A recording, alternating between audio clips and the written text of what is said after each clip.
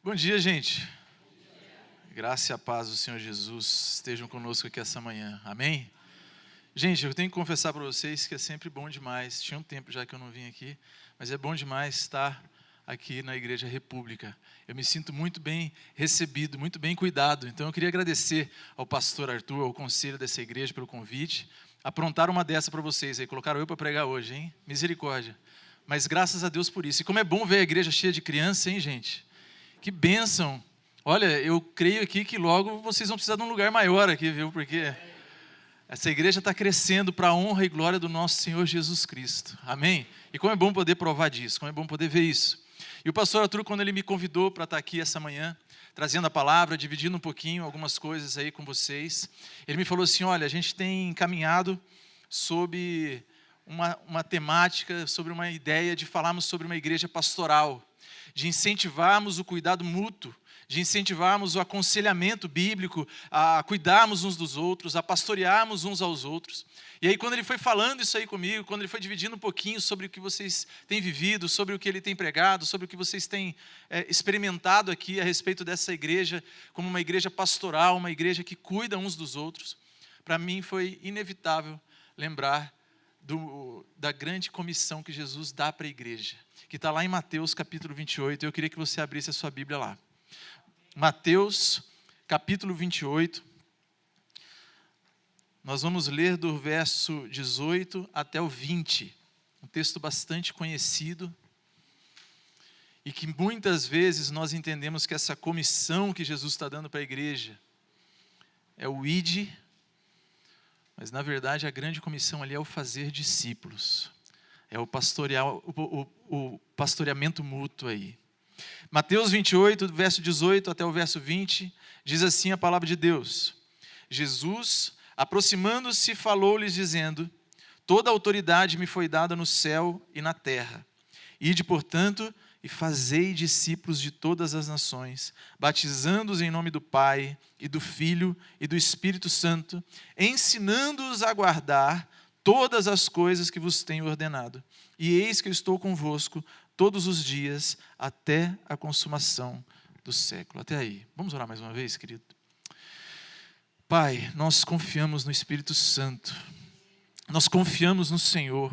E por isso cremos, Deus, que a tua escritura, a tua palavra, ela é viva, ela é palavra direta do Senhor, do alto para o nosso coração, e cá nós estamos atraídos pela tua presença, conduzidos até aqui pela tua boa mão, que nos atrai a sermos igreja, a estarmos em comunhão, a louvarmos o teu nome. Estamos aqui não pelas nossas próprias forças, Jesus, porque nós não tínhamos condições de fazer nada por nós mesmos, mas nós estamos aqui porque o Senhor nos atrai, porque o Senhor nos redime, porque o Senhor tira as escamas dos nossos olhos, porque o Senhor tira a surdez do nosso ouvido, a incompreensão do nosso coração e da nossa mente, e nos atrai até a tua presença. E por isso nós clamamos aqui mais uma vez, para que o Senhor fale conosco de alguma forma, Jesus. Nós abrimos o nosso coração, nós clamamos para que o Senhor leve cativo a tua presença, todo o nosso pensamento, a nossa atenção, as nossas emoções, tudo que nós temos e somos, nós colocamos diante do Senhor, para que não seja a nossa própria voz falando conosco, para que o inimigo não venha a deturpar a palavra que é dita,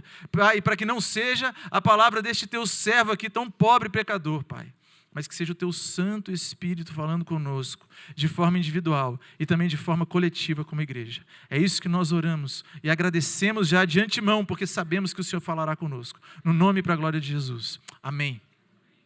Queridos, falar sobre igreja pastoral para mim é meditar a respeito dessa grande comissão que Jesus nos dá, que é de fazer discípulos, que é de estarmos juntos, porque isso tem a ver com a nossa identidade. Falar sobre discipulado é falar sobre ser igreja, é falar sobre estarmos juntos, sobre caminharmos como povo. Por isso não tem como a gente esgotar o assunto a respeito de discipulado, jamais. Ele sempre vai ser atual, sempre vai ser relevante, né? A gente discutir sobre discipulado, porque nós estamos falando sobre a essência de quem nós somos. Porque nós estamos falando sobre a natureza do ser igreja. Estamos falando de quem nós somos e do que nós fomos chamados para fazer, que é vivermos uma vida de discípulos do Mestre Jesus. Nós temos meditado muito sobre isso lá na igreja. Temos assim, caminhado sobre isso, meditado, orado, buscado entender sobre o que é de fato nós sermos discípulos do Mestre. E o que é de fato nós fazermos discípulos também do reino de Deus. Então, de uma forma mais sucinta, eu queria falar aqui hoje sobre o que é um discipulado real.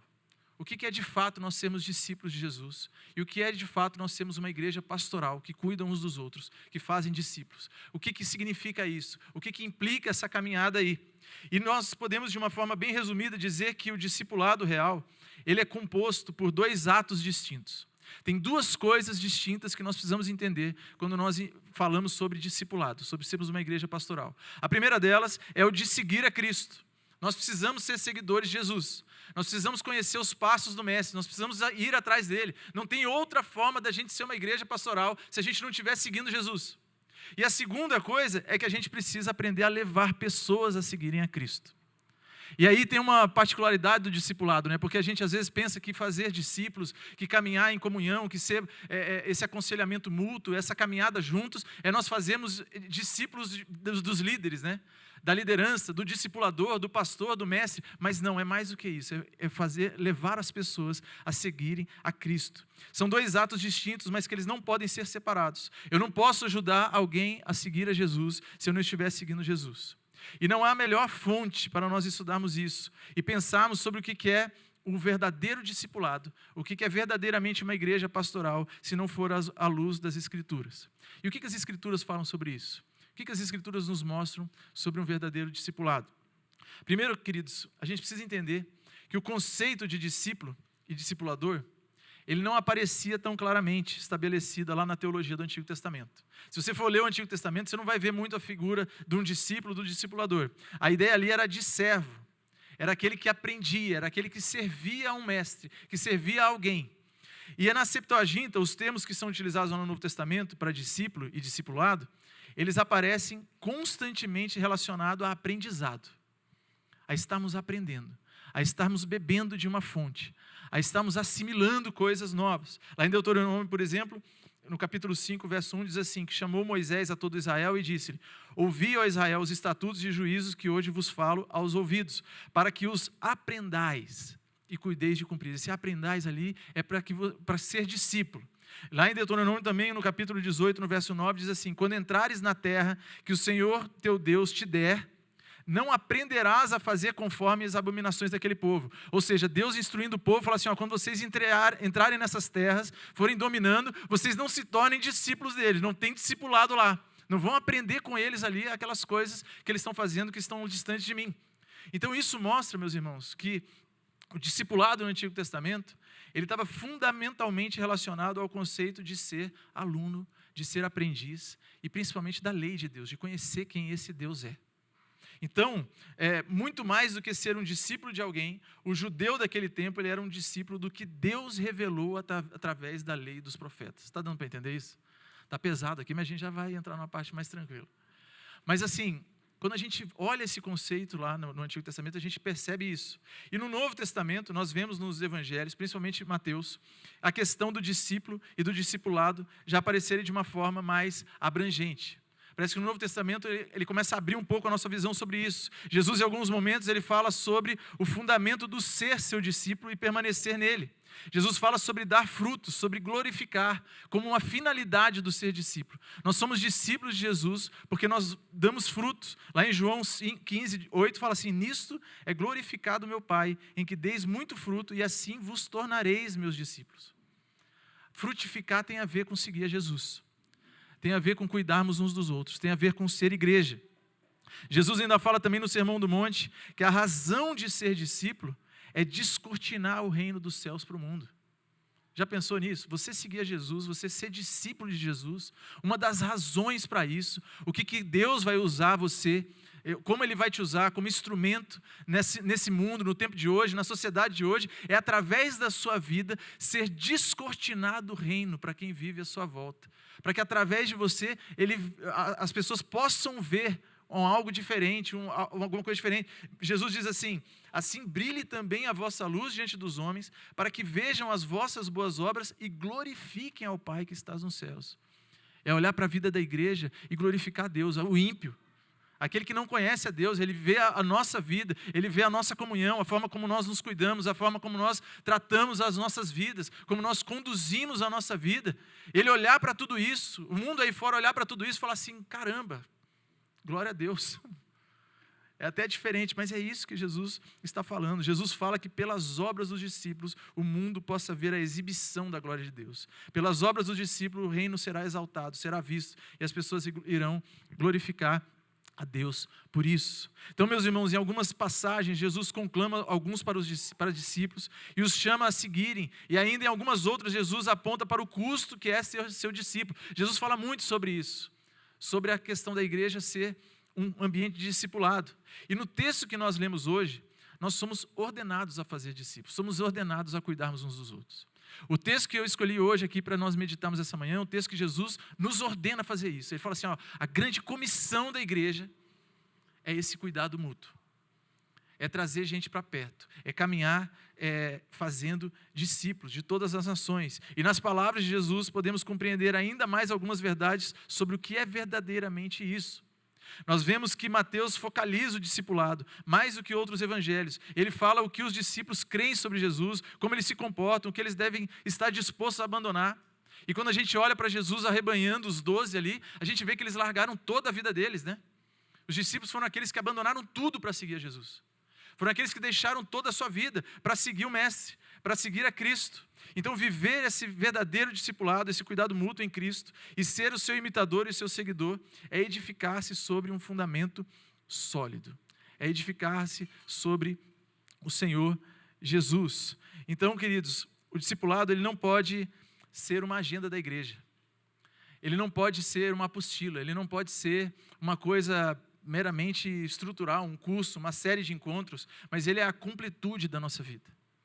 Ele é a forma como nós nos identificamos, onde ele está diariamente sendo formado, onde nós estamos diariamente sendo formados como discípulos de Jesus. O discipulado é a própria vida cristã, e não um programa ou um método.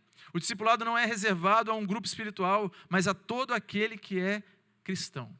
Se nós somos cristãos, nós somos discípulos de Jesus.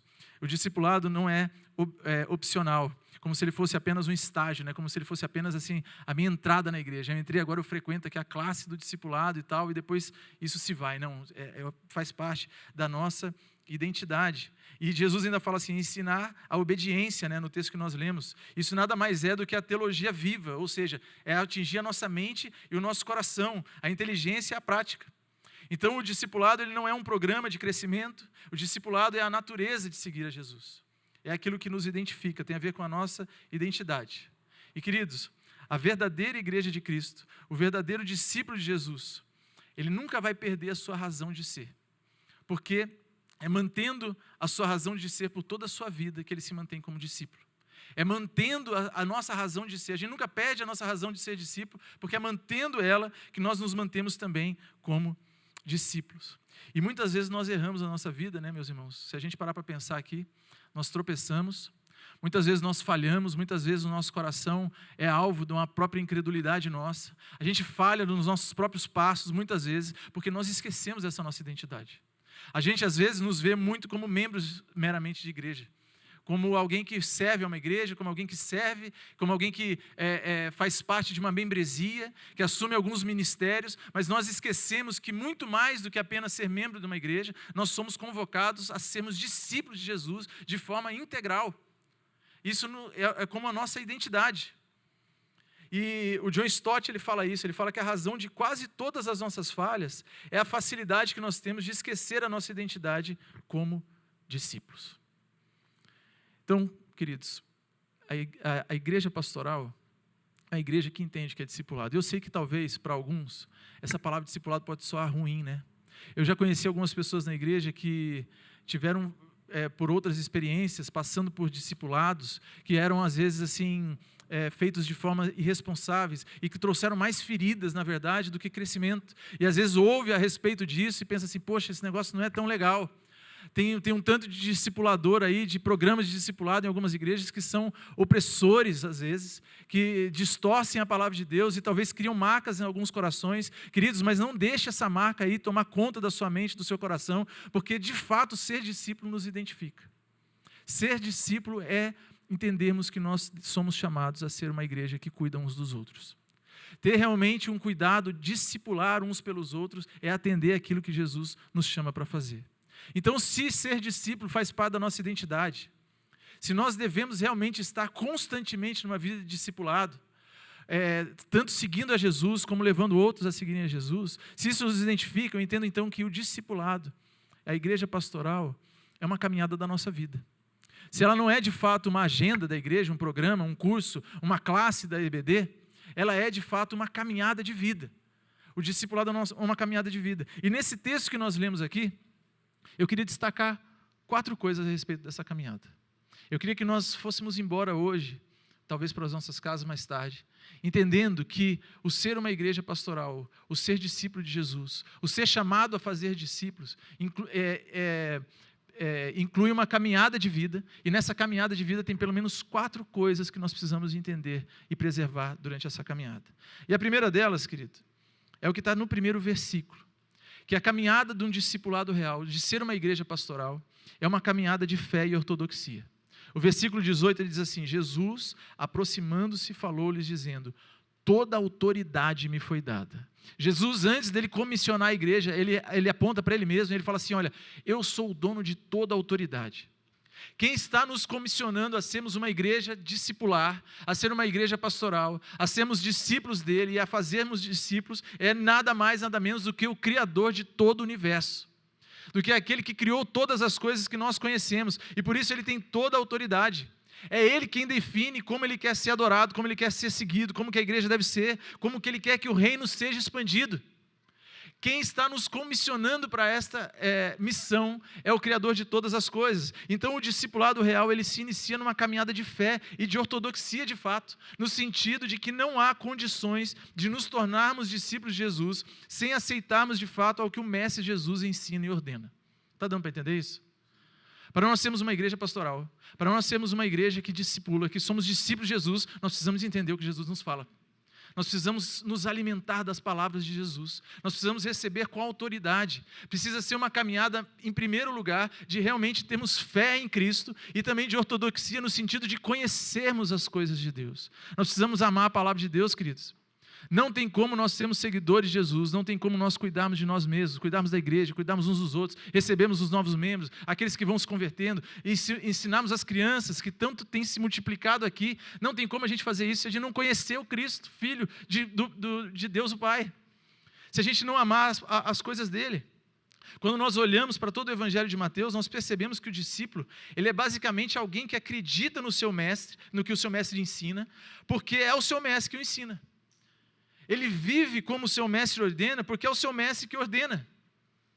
Porque é o mestre que está falando, é ele que tem dado a direção, é ele que está instruindo, é ele quem está apontando, é ele que está falando. Então isso tem que atingir o meu coração de fato e de verdade. Não apenas de forma intelectual, não é uma ortodoxia fria.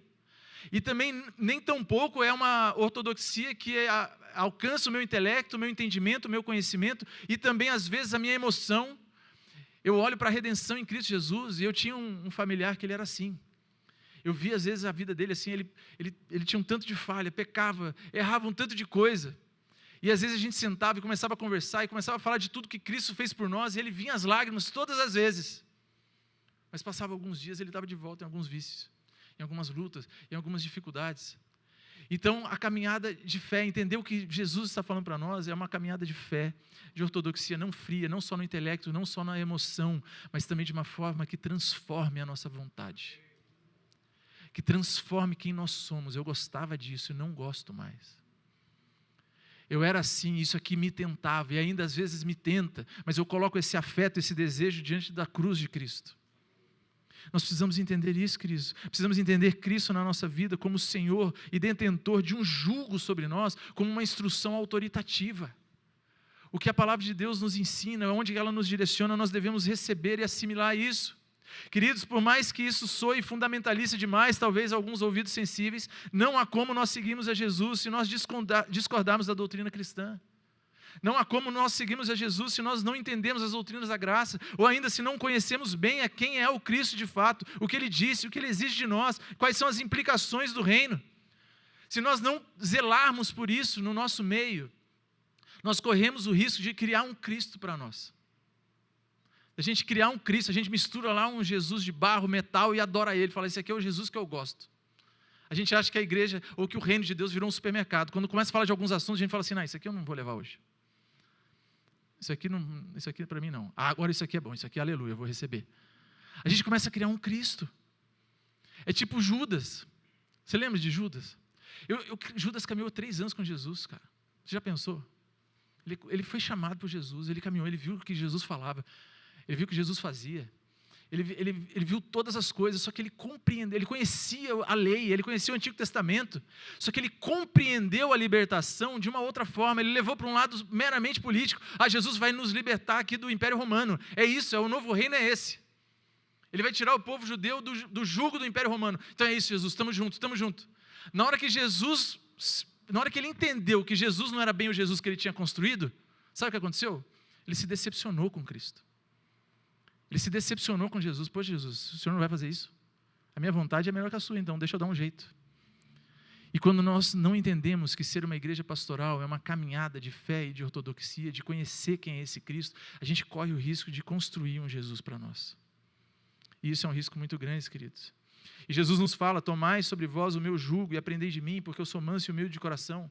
E o jugo, eu não sei se você sabe, mas é aquela canga que colocava nos animais de madeira, assim, sabe? Ou aquele carro de boi, coloca aquela canga assim no pescoço do boi para ele carregar a carga, né?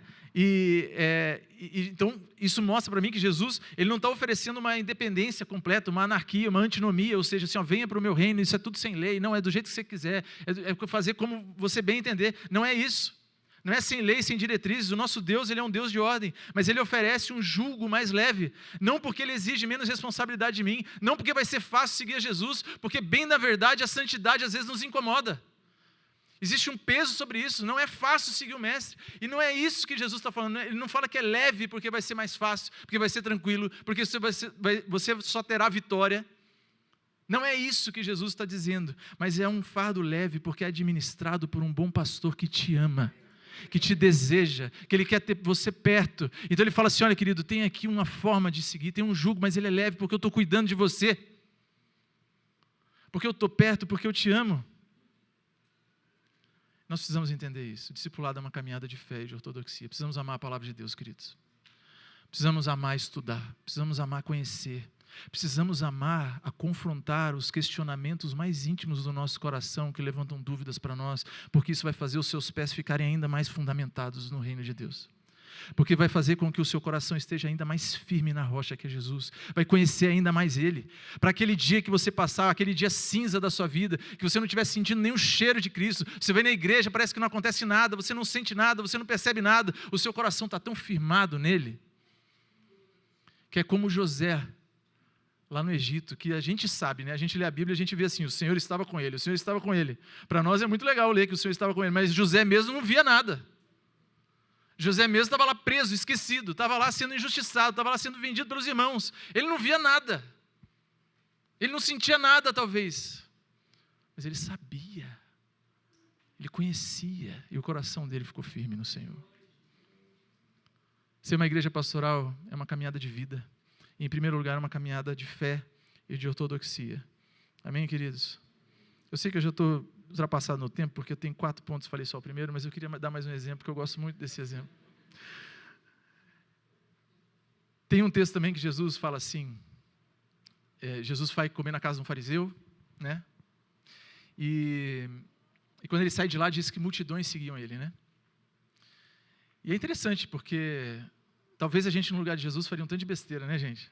Falar assim: poxa, tem um monte de gente seguindo, olha aí que bênção, né? Meu ministério está arrebentando, está bombando. Mas Jesus olha para aquela multidão e fala assim: ó, deixa eu falar uma coisa para vocês. E eu tenho essa imagem, porque diz assim, que ele vira para a multidão. Parece assim que o povo está indo atrás dele, e Jesus vira e fala assim: olha, se alguém de vocês aí quer vir mesmo após mim, e não aborrece seu pai, sua mãe, sua mulher, seus filhos, seus irmãos, suas irmãs, e ainda a sua própria vida, vocês não podem ser meu discípulo. Que chicotada, hein? De graça. E é um termo assim, tão pesado, aborrece. Falando: caramba, o que Jesus quis dizer com isso? Mas Jesus está falando assim: olha, você tem que me conhecer e ter uma lealdade a mim, um amor a mim tão grande, que o amor a todas as outras coisas que podem subir ao teu coração vai parecer que nem amor é, perto da sua lealdade a mim. Perto do quanto que eu estou no primeiro lugar do teu coração, que nem a sua própria vida vai ser mais, nem o seu amor por comida, por bebida, pelas vestes, pelo que quer que seja, vai ser maior do que o amor que você tem por mim. E quando eu leio esse texto, eu me lembro muito da biografia do Spurgeon. E eu gosto muito de citar esse exemplo, porque quando ele escreve uma biografia, o Spurgeon é aquele teólogo lá inglês, né, do século passado, aquele grande pregador inglês, e ele conta na sua autobiografia que, apesar dele ter o pai pastor, quem ensinava ele a Bíblia, quem lia com ele, quem orava com ele era a mãe. A mãe era aquela que orava com ele, com o irmão dele, cuidava deles em casa e tal, e orava, e ensinava e tal, e não sei o quê, e sempre insistindo com eles na fé, desde criancinha. Só que ele conta que teve um dia que a mãe dele fez uma oração, que aquilo ali agitou o coração dele. Falou que um dia a mãe dele, orando por eles, falou assim: agora, Senhor, se os meus filhos forem adiante em seus pecados, não será por ignorância que eles perecerão. E a minha alma terá que dar pronto testemunho contra eles no dia do juízo, se não se apegarem a Cristo. Aí o Spurgeon, ele escuta assim, falou assim: ó, minha mãe, imaginar minha mãe dando pronto testemunho contra mim no dia do juízo, agitou meu coração. Queridos, mas o amor da Elisa Spurgeon por Jesus era tão grande, que ela falou assim: Jesus, eu estou fazendo tudo pelos meus filhos, mas se no dia do juízo eles ainda não receberam o Senhor, eles preferirem o pecado, eu amo mais Jesus do que eles. Não tem jeito. Não tem como a gente amar esse Cristo dessa forma se a gente não caminhar com Ele, se a gente não conhecer Ele. Amém, queridos? Então a primeira coisa de uma igreja pastoral, dessa caminhada de vida, que é uma caminhada de discipulado, é uma caminhada de fé e ortodoxia. A segunda coisa, eu entendo que é uma caminhada de obediência. Olha só, Jesus fala no versículo 20 assim: ensinando-os a guardar. E eu entendo que quando Jesus ele fala assim, ensinando-os a guardar, talvez ele está ali revolucionando um pouco a questão de ensino e aprendizagem. Ele não está falando que a gente faz discípulos só proclamando, proclama, se entendeu bem, se não entendeu, amém. Ele não está falando isso, ele não está falando assim, ó, você faz o seu papel de só ensinar, que ó, as doutrinas é o seguinte, ó, Jesus veio, morreu, tal, perdoou o seu pecado, você estava perdido pelo pecado. Jesus não está falando isso, ele está indo um pouco a mais. Ele está dizendo assim, não é apenas a transmissão de uma informação de um interlocutor para um recebedor, a fim de que ele apenas entenda o que foi dito, ou a lógica do que foi dito. Jesus ele vai além disso. Nós podemos entender que Jesus está falando assim, ó, é ensinar a amar o negócio, a guardar no coração, a obedecer. É ensinar o que eu falei aqui um pouco antes, que a palavra de Deus ela não deve só atingir o nosso intelecto, só as nossas emoções, mas transformar quem nós somos, a nossa vontade. Reordenar os nossos amores, os nossos afetos. Porque bem na verdade nós podemos viver uma vida inteira, sermos teólogos, mestres, doutores, pós-doutor, podemos estar bem familiarizados com a palavra de Deus, com as doutrinas da graça, com a forma de ser igreja, e não ser discípulo de Jesus. É assustador pensar isso, mas é verdade, queridos. Talvez quem é mais antigo de igreja, que já viveu em algumas outras igrejas, pode lembrar talvez de pessoas que viveram uma vida inteira dentro da igreja, mas não foram de fato transformadas, mas não foram de fato impactadas, não se tornaram parecidas com o mestre de fato e de verdade. Porque bem na verdade, meus irmãos, e aqui é uma coisa que a gente precisa entender, nós somos seres que amamos. O nosso coração, alguém já disse uma vez assim, que nós somos como uma flecha atirada em alguma direção. Enquanto a gente não morrer, a gente está impulsionado para algum lugar e por algo. A gente é o que a gente ama. Bem na verdade, o nosso coração ele é cheio de desejos, cheio de afetos, cheio de amores. A gente ama um tanto de coisa, e talvez muita coisa aí concorre com a vontade de Deus no nosso coração. Bem na verdade, a gente ama um tanto de coisa que não vai habitar a presença de Deus. E a gente deseja um tanto de coisa que não vai habitar. Mas o caminhar com Cristo, o caminhar em discipulado, às vezes muito mais eu reordenar alguns afetos e amores na minha vida, do que de fato aprender coisa nova. Talvez você está pensando assim, poxa, o pastor veio para falar de discipulado, já sou tão antigo na igreja, porque eu fazer discípulos tem a ver com nós somos discípulos até o resto da vida, porque a gente tem que estar sempre reordenando os nossos desejos, os nossos afetos, os nossos amores. A gente tem que estar aprendendo a amar a vontade de Deus, é por isso que a gente jejua. Já parou para pensar nisso? É por isso que a gente faz jejum, é para ensinar o nosso próprio corpo, às vezes, assim, o nosso estômago, para dizer assim, você tem que amar mais a vontade de Deus do que a comida e a bebida, porque a vontade de Deus ela é mais crucial, mais importante, mais nevrálgica para a nossa vida, até mesmo do que as nossas necessidades mais básicas. É por isso que nós nos ensinamos no caminho pastoral uns com os outros, no discipulado, a amarmos mais a Jesus do que todas as coisas, a entendermos que Ele é de fato suficiente para todas as áreas da vida. para entendermos quando nós passamos por crises no âmbito financeiro, material, conjugal, emocional, nós entendemos que nós temos um Cristo que pode suprir todas as áreas da nossa vida. É uma caminhada de obediência. É entendermos que nós precisamos ensinar e sermos ensinados a guardarmos aquilo que Jesus fala, a guardarmos a sua palavra de Deus. E a vida de não conformidade, de desobediência ao Cristo, ela revela o amor demasiado pelas coisas que não são do reino. Nos coloca em uma posição, às vezes, insuportável, insustentável, de nós queremos uma meia cruz, né? Um meio Cristo. Como eu falei aqui, a gente trata como um supermercado, eu quero só algumas partes. E não é bem assim. Ensinar a guardar, entender que a nossa caminhada de igreja, a nossa caminhada pastoral, a nossa caminhada de discipulado é uma caminhada de obediência, é entender pelo menos duas coisas. Em primeiro lugar, que a obediência é estar submisso à vontade de Deus. A gente tem que aprender a ser submisso à vontade de Deus, queridos. E não é de uma forma qualquer, mas é feliz e contente. Porque os verdadeiros discípulos de Jesus, eles não disputam com Deus a vontade de Deus. E a gente às vezes faz isso, né? Você já fez isso? Você ora para Deus, Deus faz a sua vontade. Mas a minha, assim, se eu puder dar uma dica, é essa aqui. Né? Até aí tudo bem. O problema é se Deus não gosta da sua dica. Né? Aí você fala assim, poxa, não, eu tenho uma vontade muito melhor do que a de Deus. Pô, Deus, olha, isso aqui não é bem, não é possível. Aí você começa a condenar, a colocar a culpa de um tanto de coisa que você vive em outras coisas. Ah, eu estou vivendo isso aqui, está vendo como é que é lá em casa, não sei o quê, não sei o quê. E você deixa de entender e de se submeter à vontade de Deus para a sua vida. De onde Deus quer que você esteja, do que Ele quer que você esteja fazendo. Poxa, Deus, mas eu queria estar lá na frente, eu queria estar fazendo tal coisa, eu já queria estar em tal lugar. E a gente às vezes disputa, mas o coração manso, o discípulo que ele vive essa mansidão, ele não é rebelde, não murmura, quando a providência de Deus não nos agrada, ou não nos parece a melhor. Então é uma caminhada de obediência, no sentido de sermos submissos à vontade de Deus. Além disso, não só ser submisso à vontade de Deus, mas é uma caminhada de obediência no sentido de estar flexível à palavra de Deus. Que é outra coisa que a gente às vezes falha. É ter um coração ensinável e arrependido de fato. Não sei se já aconteceu isso com você.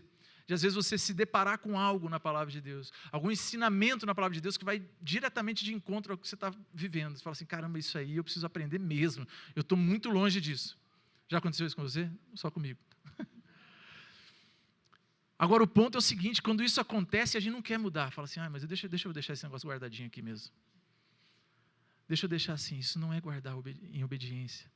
Isso não é entender que a gente tem que estar flexível à palavra de Deus, mas a gente tem que realmente nos entregarmos ao Espírito e clamarmos para o Senhor que nos ensine o que a gente precisa aprender, que nos molde naquilo que a gente precisa mudar, que reorganize no nosso coração aquilo que está desorganizado. E o espaço do discipulado é esse. O espaço do discipulado é onde a gente senta uns com os outros e a gente pode abrir o nosso coração mostrando como a gente tem sido desastroso em tanto de coisa na nossa vida. Como a gente tem sido falho em um tanto de coisa que a gente tem conduzido com as nossas próprias mãos e falar assim, meu irmão, olha, a minha língua faz eu pecar pra caramba. O meu coração tem feito isso, que é abrir o coração, rasgar o coração e ser de fato flexível. Falando assim, Espírito Santo, transforma o que precisa ser transformado. Porque eu quero guardar a tua palavra. Jesus, ele fala, né, em alguns lugares, como por exemplo João 14,15, assim, se me amais, guardareis os meus mandamentos. João, em sua epístola, no capítulo 2, verso 6, ele diz assim, aquele que diz que permanece nele, esse deve também andar assim como ele andou. Tiago, ensinando a igreja, no capítulo 1, verso 22, ele fala assim, tornai-vos, pois, praticantes da palavra e não somente ouvintes, enganando-vos a vós mesmos. Eu não quero ser só um ouvinte da palavra de Deus. Eu não quero ser alguém só que ouve aquilo que Jesus fala, mas não é flexível, tem um coração turrão. Mas eu quero ser moldado. E isso faz parte de uma igreja de discipulado. Então, a caminhada de vida de uma igreja pastoral, a caminhada de vida que é um discipulado real, é uma caminhada, em primeiro lugar, de fé e ortodoxia. É, em segundo lugar, uma caminhada de obediência. E é, em terceiro lugar, uma caminhada de intimidade. Olha o que Jesus fala ainda no verso 20. Ensinando-os a guardar todas as coisas que você tem ordenado, e eis que eu estou convosco todos os dias. Jesus promete para nós a sua presença, e é uma presença relacional com a gente. É uma presença que está perto, que está íntimo, que está ligada na nossa vida. Jesus não fala assim, olha, vão lá, façam isso e tchau para vocês. Mas ele fala assim, eu vou estar junto de vocês. E queridos, na tradição judaica, quando alguém era convidado por um rabino a segui-lo, quando alguém era convidado por um mestre a ser seu discípulo, era como se ele ouvisse uma pergunta assim, você quer ser igual a mim? Quando Jesus passa lá e a gente vê Jesus angariando os 12 ali e chama para seguir, no ouvido dos discípulos, o chamado de Jesus era esse: você quer ser igual a mim? Você quer caminhar comigo, perto de mim, uma caminhada íntima, ligada a mim? É igual no texto, como eu li aqui mais cedo, aqui de Lucas, né? Quando Jesus olha para a multidão e fala assim: alguém quiser vir até mim. Jesus ali já está falando assim: não dá para me seguir do meio da multidão, não dá. Não dá para me seguir no anonimato, porque é uma caminhada de intimidade comigo. É uma caminhada de chamar pelo nome, de conhecer de perto, de conhecer o coração, não tem como.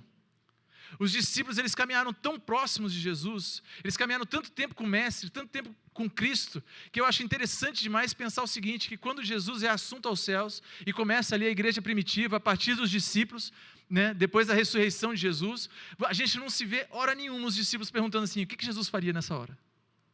Você já parou para pensar nisso? Eles tinham assimilado tão bem o coração autossacrificial do amor de Jesus, que em momento algum eles precisam se perguntar o que Jesus faria no nosso lugar. Porque eles não ficam pensando assim, qual é a prática de Jesus, o que Jesus faria, mas eles alcançaram o coração de Jesus, pela intimidade que eles tinham com o Mestre. Imitaram tanto a Cristo que morreram também martirizados. A grande maioria morreu martirizado por imitar a esse Jesus. Então, queridos, Jesus, ao falar isso para a multidão, a chamar aqueles para seguir de perto, Ele está dizendo que o chamado a ser seu discípulo, a ser uma igreja que cuida uns dos outros, é chamado a uma caminhada de intimidade. Não tem como ser no anonimato. Não tem como ser distante. E talvez você está aqui sentado hoje, como eu já estive uma vez. Há alguns anos atrás, eu cheguei assim, passei por um momento tão complicado na minha vida, um momento de pecado, de dor, de luta, que eu cheguei a estar na igreja pensando assim, eu morava em uma outra cidade, fui me mudar para uma outra cidade, por conta de trabalho na época, e eu me lembro que quando eu cheguei lá, o meu sentimento, o coração estava tão pequeno, tão apertado, tão destruído, que o meu desejo era assim: eu quero ir na igreja, sentar lá no fundo, antes do culto acabar eu levanto e vou embora, eu não vou abandonar a minha fé. Eu amo a Deus igual, mas eu não quero que a igreja nem descubra que eu existo. Nem que eu ore em voz alta. Olha eu aqui pregando, né, gente? Mas eu passei por isso. E é gostoso demais ver que Jesus olha e fala assim: não tem jeito de caminhar comigo assim. Não tem jeito. É perto, querido. É na intimidade. É numa relação íntima. É numa relação próxima. Alguém já disse assim, que o fato de o convite para vir preceder a ordem para ir nessa comissão de Jesus é um lembrete que o ministério ele flui da intimidade com Ele. Ele flui da intimidade com Jesus. E Jesus na grande comissão, Ele continua sendo esse bom pastor. Ele não te chama a ser discípulo e fica de longe. Ele não acosta as ovelhas, mas Ele vai adiante das ovelhas. Não apenas agora ou nos piores ou melhores dias, mas sempre Ele está conosco. Todos os dias Ele estará conosco, na doença, nos lugares mais hostis, nas noites de treva, Ele sempre estará conosco. E isso me lembra também que a gente tem que sempre ter na nossa frente, nos nossos olhos, no nosso dia a dia, a prática da oração, porque a oração é intimidade com Ele. A prática de falar com esse Cristo, com esse Deus o tempo todo. Orar de fato o tempo todo. Não como uma forma de baganha, não como uma reza, como um mantra, como a gente faz em alguns momentos específicos, mas é ter intimidade com Ele. Não é pedir ou falar com Deus para que Ele finalmente saiba os detalhes do que eu quero, mas a oração é um caminho estabelecido com Deus para que eu e você tenhamos uma forma de nos relacionarmos com Ele. Como é bom a gente, às vezes, está passando por alguns momentos difíceis, algumas lutas, algumas dúvidas na vida, e só da gente parar para orar, parece que o coração começa a equalizar, né?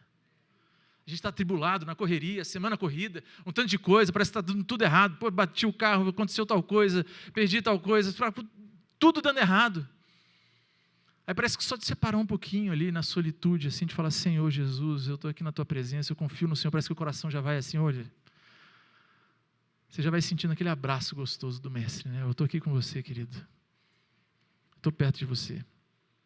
Sermos uma igreja pastoral é uma caminhada de vida, que é uma caminhada de fé e ortodoxia, é uma caminhada de obediência, é uma caminhada de intimidade. E em último lugar, porque senão nunca mais vão me chamar para pregar aqui, é também uma caminhada de encontro. E quando eu falo sobre encontro, eu falo sobre comunhão. E tem um negócio no texto que para mim é muito especial. No verso 19, quando Jesus faz essa comissão, Ele diz: Ide, portanto, fazei discípulos de todas as nações, batizando-os Em nome do Pai, do Filho e do Espírito Santo. E queridos, eu sei que o batismo está aqui de uma certa forma, porque a expansão do reino, ela vai trazer novas pessoas, novos convertidos, as crianças que vão se convertendo, e o batismo ele tem esse selo, esse sinal de ingresso no povo de Deus, né? É aquele selo assim que nos identifica como povo.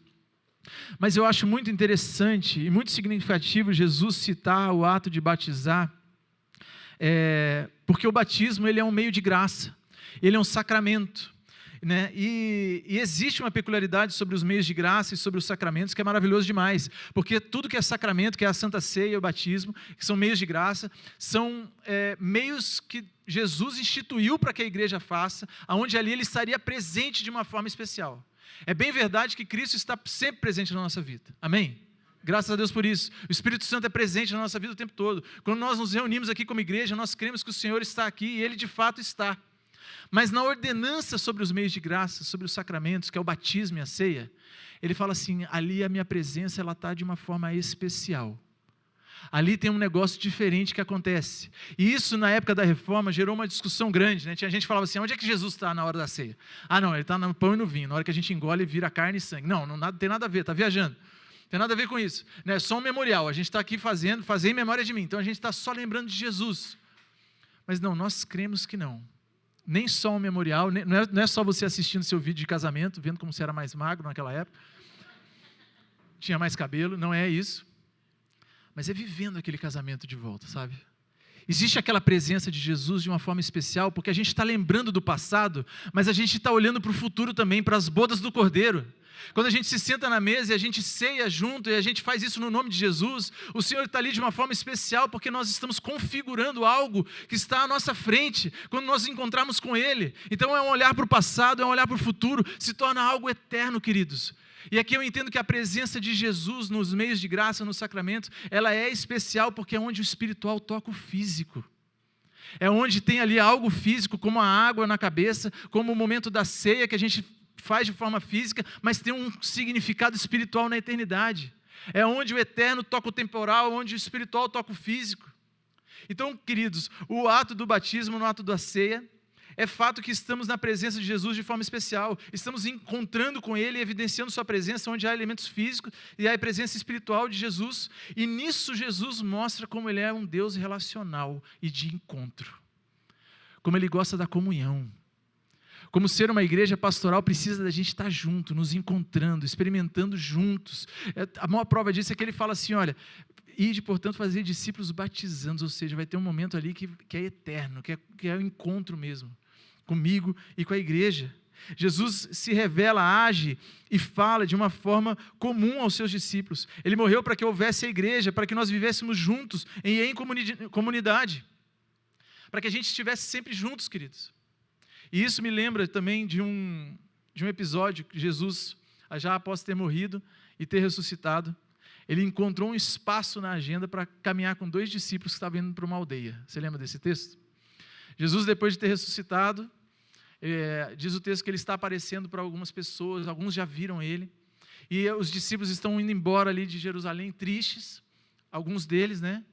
E diz que no caminho para a aldeia de Emaús, Jesus encontra 2 ali, e ele começa a conversar. E eu acho muito fantástico esse encontro de Jesus com aqueles 2. Porque os 2 estavam indo tristes, embora para casa. Jesus fala, a Bíblia fala isso. E Jesus pergunta, né? Parece que vocês estão meio tristes, o que aconteceu? Estão meio amuadinho. Aí tem um discípulo lá que ainda é meio mal educado, né? Você é o único que não vê televisão? Você não sabe o que está acontecendo? O que a gente achou que ia ser o Messias, ele morreu, foi crucificado. Aí Jesus fala assim, queridos, você só entendeu uma parte da glória do Messias, não entendeu que ele haveria de sofrer. E diz que Jesus começa a mostrar para eles, desde a lei dos profetas, ou seja, todo o Antigo Testamento. Jesus começa a ensinar para eles todo o Antigo Testamento, apontando para ele mesmo, mostrando como ele estava no Antigo Testamento todo, sendo apontado para ele, o que haveria de acontecer. E aí o texto diz assim, que quando eles chegam em Emaús, já é tarde, Jesus faz uma menção como se fosse seguir, e eles falam assim, não, entra com a gente, já está tarde, vem comer com a gente. E quando Jesus parte o pão, os olhos deles se abrem, eles percebem que Jesus estava ali. E um olha para o outro e fala assim, não ardia o coração enquanto ele falava da palavra de Deus? Aquilo não enchia o nosso coração? E queridos, o que é a primeira coisa que eles fazem quando eles têm uma experiência com Jesus? Eles querem ir para o encontro. Eles querem ir para o meio da comunhão. Diz que eles tinham acabado de chegar de viagem, já era tarde. Eles tinham falado para Jesus entrar, para não continuar andando, porque estava tarde. Eles simplesmente levantam e voltam tudo de novo. Eles falam assim, a gente precisa encontrar com o nosso povo de volta, porque Jesus está vivo, porque é Ele mesmo, e Ele encontrou com a gente. E a Bíblia diz que quando eles voltam e eles encontram os outros 11, diz que os outros 11 estavam falando o quê? Jesus está vivo e apareceu para nós. Queridos, isso mostra que aquilo que a gente experimenta de Jesus na nossa vida, na nossa comunhão com Ele, Jesus fala com a igreja. Por isso a gente precisa estar em comunhão, porque quando a gente se encontra, a gente prova das mesmas coisas que os nossos irmãos estão passando. Aquelas dores que você tem vivido, aquelas angústias que você tem, as dúvidas que você tem, as alegrias que você tem, as vitórias que você tem, os seus irmãos estão passando também. Por isso a caminhada de uma igreja pastoral tem que ser uma igreja de comunhão e de encontro. Porque a gente prova de dividir aquilo que Deus tem falado e feito nos nossos corações. Crentes maduros, queridos, integram a igreja, fazem parte da igreja, vivem em comunhão, servem a igreja, são atuantes na igreja. E é muito interessante pensar assim que, eu vi uma vez o Weber Campos falando isso, achei interessante. Ele diz assim que, nas analogias dos crentes medievais, né, as analogias do passado, mostra que o crente é um peregrino, é um viajante. Nós somos forasteiros, viajando por aqui. E a viagem mais significativa do povo de Israel foi uma viagem coletiva e pactual. E nós estamos juntos nessa viagem. E ser uma igreja pastoral é isso. Então que no nosso coração possa ficar assim hoje. Que essa caminhada, onde nós nos cuidamos mutuamente, é uma caminhada de fé e ortodoxia. É uma caminhada também de obediência, onde são reordenados os nossos amores, desejos e afetos. É uma caminhada de intimidade com o Mestre, e uns com os outros também, em oração, em vida próxima, e uma caminhada de encontro, onde a nossa comunhão celebra o reino de Deus e aponta para o Cristo. Amém?